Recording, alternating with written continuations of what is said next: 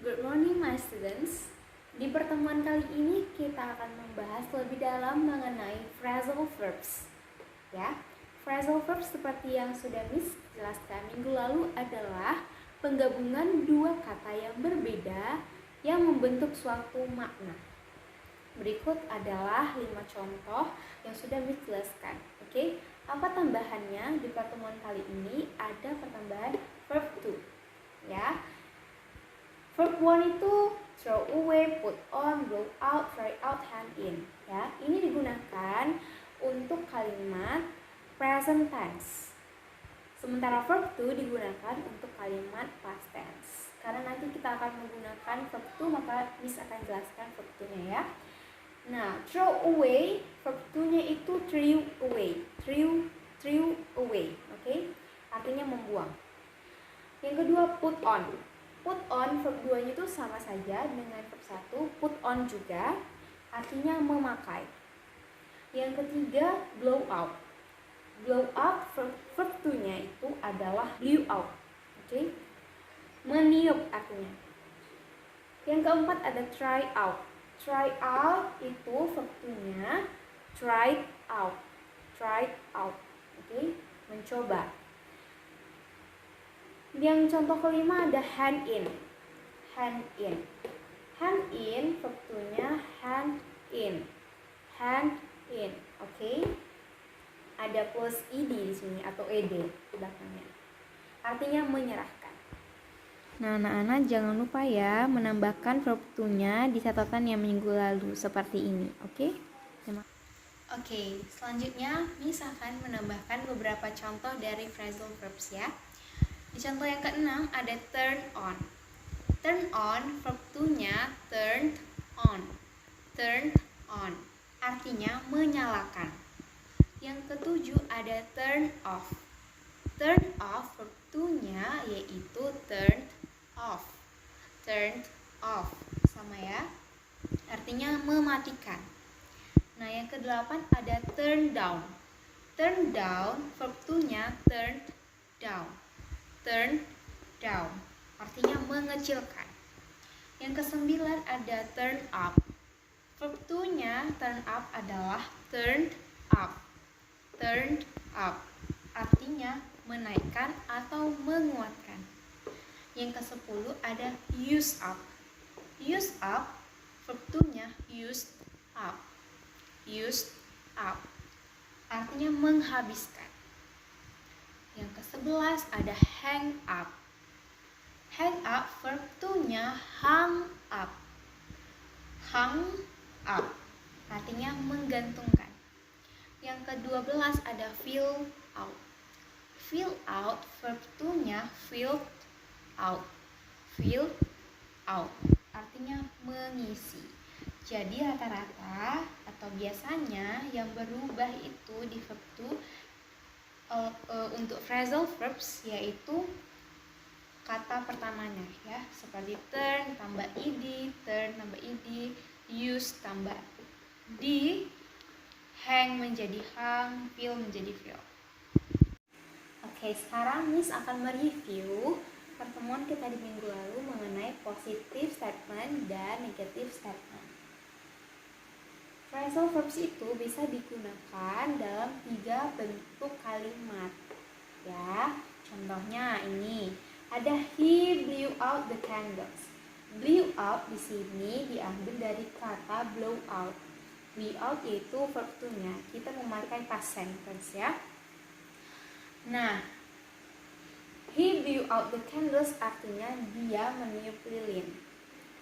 Itu yang pertama. Yang kedua, he blew the candles out. Artinya sama, dia meniup lilin.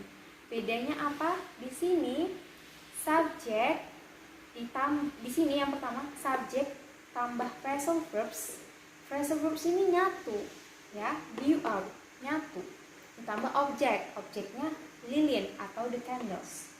Yang kedua, subjek ditambah phrasal verb tapi dipisahkan oleh lilin. Lilinnya di tengah-tengah nih.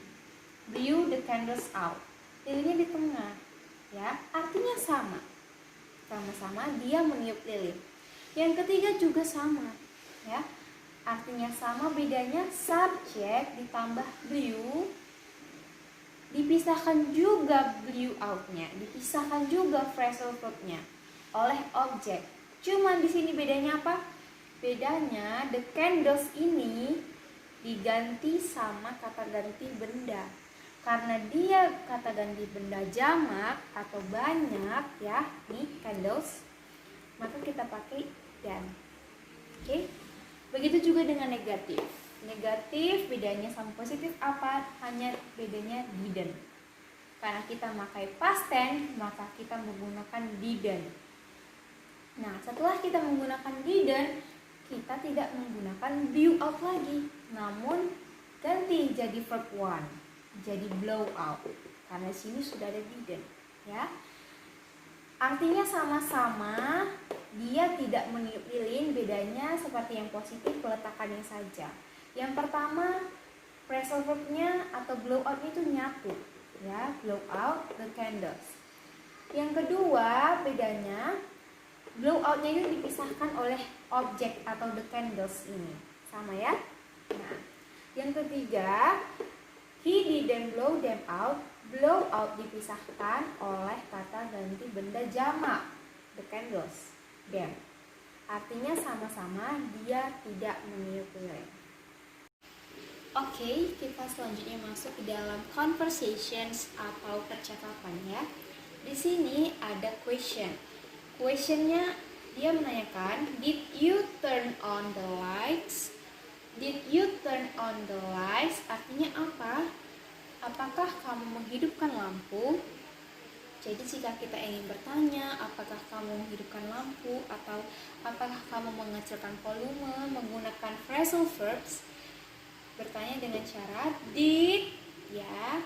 Karena kita menggunakan past tense ya, nah ingat kita menggunakan past tense. Jadi semuanya itu menggunakan verb to. Nah, di sini bertanya menggunakan did. Did you turn on the lights? Apakah kamu menghidupkan lampu? Jika jawabannya ya, kita jawab yes. I turned on the lights. I turned on the lights. Ya, saya menghidupkan lampu. Kita jangan lupa kita menggunakan verb to dari turn on. Apa verb to-nya? Tambahkan ed. Ya, itu harus dihafal. Oke. Nah, yang kedua, jika kita tidak menghidupkan lampu, jika jawabannya negatif, kita menjawab no, I didn't turn the lights on. Tidak, saya tidak menghidupkan lampu, ya. Di sini turn on the lights, di sini turn the lights on, sama ya. Terserah kalian menggunakan yang mana di dalam 3 bentuk tadi, oke?